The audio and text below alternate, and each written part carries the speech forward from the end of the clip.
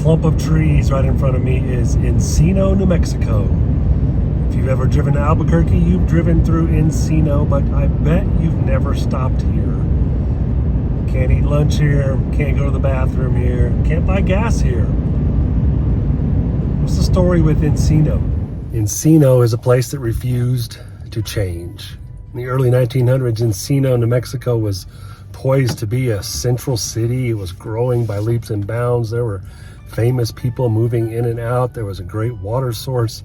It had the potential to be a central, thriving community in the middle of nowhere.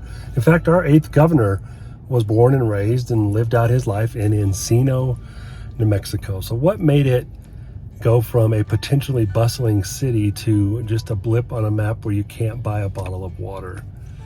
They refused to change. Encino was founded when the railroad came through town. As the wealth of the nation was transported back and forth over these railroads, a city began to grow around the railroad tracks, as many cities did out here in the West. Over time, the railroad discovered it would be more efficient if they moved the tracks from the north side to about 5 miles south. And so they did.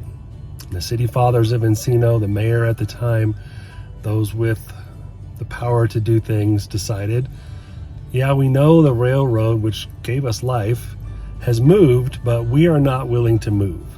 And so none of the businesses moved down to where the railroad tracks were. None of the businesses moved. The city hall stayed the same. Everybody stayed right where they were, hoping to preserve what they had.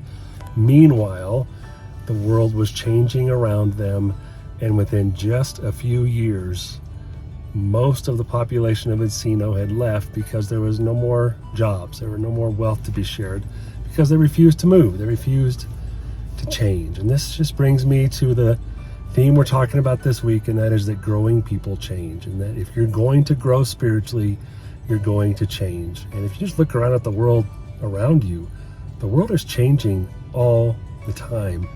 And when you and I, as Jesus followers, refuse to change, it just passes us by and we become irrelevant.